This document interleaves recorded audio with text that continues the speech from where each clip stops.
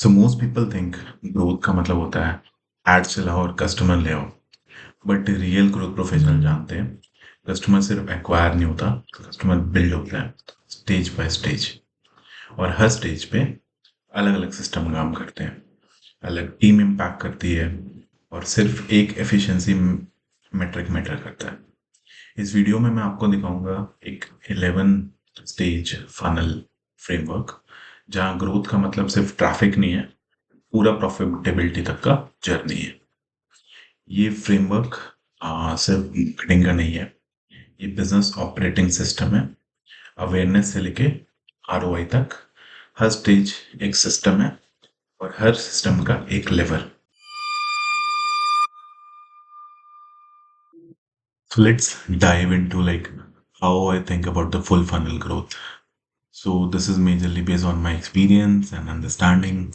जितने भी customer journey मैंने स्टडी करी है, from first impression to last profitability. So this is subjective. This is based on my experience in the industries and the companies I've worked with. तो basically 11 stages का एक framework है, and जो start होता है awareness से और and होता है पूरा प्रॉफिटेबिलिटी तक, आरओआई तक का पूरा एक 11 स्टेज का जर्नी है, जहाँ पे यूजर का एक एक स्टेप, एक एक फनल का एक एक स्टेप को हमने समझाने की कोशिश करी है। तो मैं एक एक स्टेजेस के थ्रू जाऊंगा। हालांकि ये सिर्फ एक ओवरव्यू है, कैसे हर एक केपीआई, कैसे हर एक स्टेज काम करता है। फिर हम डिटेल में एक एक केपीआई को ध्यान से समझेंगे। Will understand what all nuances are involve in that, how each KPI works, what should be measure, what should be not, proper पूरा मेजरमेंट सिस्टम। चलिए शुरू करते हैं स्टेज 1 के साथ, अवेयरनेस। तो अगर मैं स्टेज 1 की बात करूं, विच आई जस्ट सेड, अवेयरनेस, इसमें जनरल यूजर का जो जर्नी स्टेप रहता है which is based on impressions, and इसमें प्राइमरी लीवर सिस्टम जो रहता है वो रहता है स्पेंड और टारगेटिंग। तो कोई भी ऑडियंस होती है, आप उसको पहले क्लासिफाई करते हो कि उसका एज क्या है, उसका सिटी क्या है, प्रॉपरली डेमोग्राफिक्स आप उसके सेट करते हो, आप उसके इंटरेस्ट सेट करते हो, आप लोकल एक टारगेट्स ऑडियंस सेट करते हो। तो ऑल दिस डिफेंड्स कि आपकी एड दिखेंगी किसको, या आप अपना कंटेंट, आप अपना जो भी मटेरियल है वो किसको प्रेजेंट करना चाह रहे हो। एंड इसका मेजर करने का एक केपीआई अगर हम बात करें तो that we call as CPM, जिस कॉस्ट पर मिले, like measuring how much it will cost for 1,000 impressions. Impressions बहुत सिंपल भाषा में कहूँ तो it's like the times your number, the number of times your ad was eligible to see to a particular user or your audience. So summarize, if I summarize this, stage 1 is awareness। यहाँ पे user का thought है कि ये brand क्या है, and awareness stage पे हम क्लिक्स नहीं खरीद रहे, हम अटेंशन रेंट कर रहे हैं। अगर सीपीएम इनएफिशिएंट है तो आप फनल की बाकी स्टेजेस को स्टाफ कर रहे हो। लो सीपीएम माने कि एफिशिएंट विजिबिलिटी। अगर मैं स्टेज 2 की बात करूं, चूंकि इंटरेस्ट है, तो यहाँ पे यूजर का थॉट होता है कि इंटरेस्टिंग तो लग रहा है। इसका प्राइमरी लेवर सिस्टम की बात करूँ तो आप ये क्रिएटिव के हुक से, कि maybe a pricing hook और maybe a fear hook, या मैसेजिंग से आप इसको करते हैं। क्लिक्स से आप इसको देखते हैं, यूजर ने अगर क्लिक्स करा तो आप उससे क्लिक थ्रू रेट मेजर करते हैं। बेसिकली इंप्रेशंस हुआ कितना दिखा, और क्लिक हुआ कि एक्चुअल कितने लोगों ने क्लियर करा। तो एक मिला के बनता है click through rate, which is clicks upon impressions. तो सीटीआर एक सिंपल सा सवाल आंसर करता है, क्या आपकी स्टोरी स्क्रॉल स्टॉपिंग है? टारगेटिंग परफेक्ट हो सकती है, पर अगर सीटीआर डेड है तो मैसेज फेल हो जा रहा है। अगर अब मैं थर्ड स्टेज की बात करूँ, विच इज ट्रैफिक, तो यूजर का थॉट होता है कि मैंने ऐड देखा, मैंने क्लिक किया, now let me check this out. इसमें मेजरली आपकी बिडिंग डिपेंड करती है, आपका कि आप कौन से लेवल की बिडिंग कर रहे हो, आपका बिडिंग का मेथड क्या है, आप कौन सा चैनल यूज कर रहे हो। ये स्टेज प्योर परफॉर्मेंस का गेम है।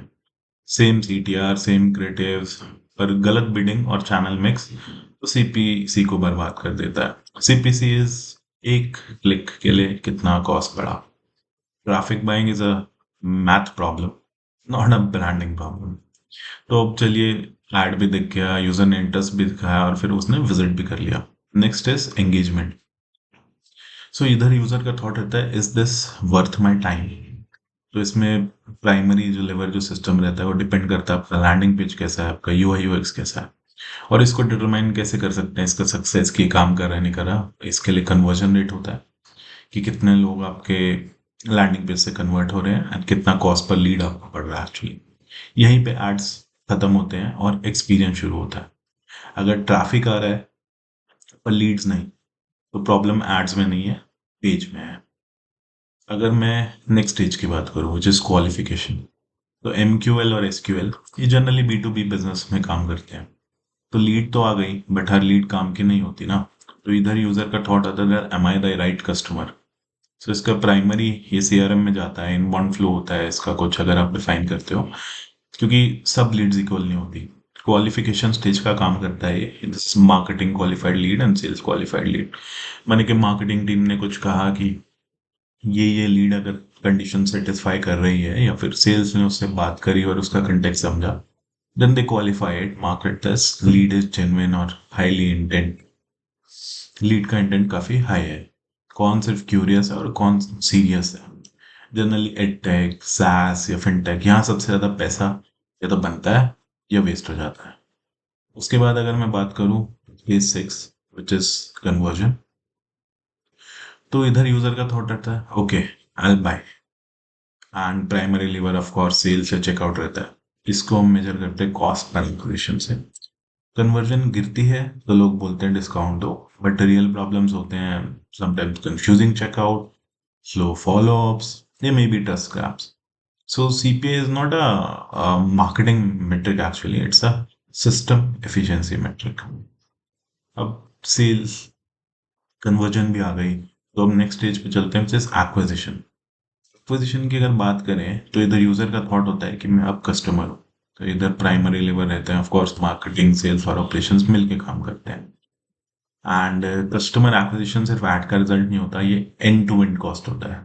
मैंने कि मार्केटिंग ने एफर्ट डाला, सेल्स ने कॉल करा, फॉलो अप किया, ऑपरेशंस ने उसके टास्क को कंप्लीट करा, पूरा ऑन बोर्ड करा।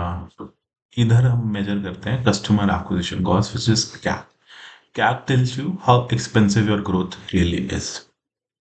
अब कैक की भी बातें हो गई हैं, तो अब चलते हैं नेक्स्ट स्टेज पे विच इज मोनेटाइजेशन। तो मोनेटाइजेशन होता है कि कितना खर्चा करना वर्थ इट है। इसमें प्राइमरी लेवल होते हैं ऑफर्स, प्राइसिंग, और इसको हम ट्रैक करते हैं एवरेज ऑर्डर वैल्यू, कि एक ऑर्डर की एवरेज वैल्यू कितनी है। उसके बाद हम देखते हैं कि हमने कैंपेन पे कितना स्पेंड किया और उससे रिटर्न कितना है। ग्रोथ यही या तो प्रॉफिटेबल होता है या सिर्फ वैनिटी नंबर्स बन जाता है। Same CAC higher AOV is equal to scalable business. अब यूजर आ गया है, आपके पास ऑन बोर्ड हो गया है, आपने उसका पूरा कॉस्टिंग निकाल लिया कितने का आपको यूजर पड़ रहा है। नेक्स्ट इज रिटेंशन, कि वो यूजर आपके पास रुका रहे, क्योंकि एक यूजर को एक्वायर करने में बहुत पैसा खर्च होता है rather than retaining a user. So retaining user is always beneficial, always. So stage 9 की अगर मैं बात करूं, तो उधर यूजर का थॉट होता है should I come back, and इधर आप उसका लाइफ साइकिल स्टडी करते हो, उसका कस्टमर एक्सपीरियंस करते हो। इसको आप कैसे मेजर करते हो? चर्न रेट के थ्रू, क्योंकि रिटेंशन एड से फिक्स नहीं होता, रिटेंशन एक्सपीरियंस से फिक्स होता है। Poor retention is equal to leaky bucket. और लास्ट होता है second last in fact, which is a value creation part. इधर यूजर का होता है कि is this brand worth sticking to. तो इधर प्रोडक्शन की टीम और रिटेंशन लूप ये सब काम करते हैं। इसको बेसिकली एक रेशियो के फॉर्म में मेजर करते हैं, ठीक है। जो पहले हम LTV निकालते हैं, तो ये रियल ग्रोथ यहीं दिखता है, कस्टमर का एक लाइफ टाइम वैल्यू बताता है। एंड LTV कैक से कंफर्टेबली ज़्यादा नहीं, तो आप सिर्फ रेवेन्यू चला रहे हो, तो बिजनेस नहीं चला रहे हो। कहने का मतलब, अगर LTV और कैक आपको नहीं मालूम और आप बहुत ज़्यादा कंफर्टेबल नहीं हो, तो आप सिर्फ रेवेन्यू चला रहे हो, बिजनेस नहीं चला रहे हो। हम इसके बारे में डिटेल में पढ़ेंगे अपने नेक्स्ट वीडियोस में, जब हम देखेंगे कि LTV होता क्या है, इसको कैसे कैलकुलेट करते हैं, क्या का रोल इसमें क्या है, ये रेशो हम क्यों निकालते हैं। Will do that. Then the last, the final most is profitability. So it's majorly about is the business worth it, ROI कैसा आया मेरा। सो इसमें ROI is the final truth, no opinions, no excuses. Growth तभी real होता है जब वो compounding profitability create करें। तो वाई दिस फ्रेमवर्क वर्क्स, ये फ्रेमवर्क इसलिए पावरफुल है क्योंकि अ, ये एक्विजिशन और रिटेंशन को जोड़ता है, मार्केटिंग, प्रोडक्ट, सेल्स, फाइनेंस को एक लैंग्वेज देता है और टीम्स को वेनेटिक मेट्रिसेस से बाहर निकालता है। एक्चुअली जो ट्रू ग्रोथ है ना, that isn't about getting more customers, it's about optimizing every touch point. So value time के साथ कंपाउंड। सो नेक्स्ट टाइम जब कोई भी बोले कि ग्रोथ स्लो है, आप पूछो कौन सा स्टेज ब्रेक हो रहा है, ना कि एक पर्टिकुलर कि कौन सा लिवर पुल नहीं हो रहा। ठीक है।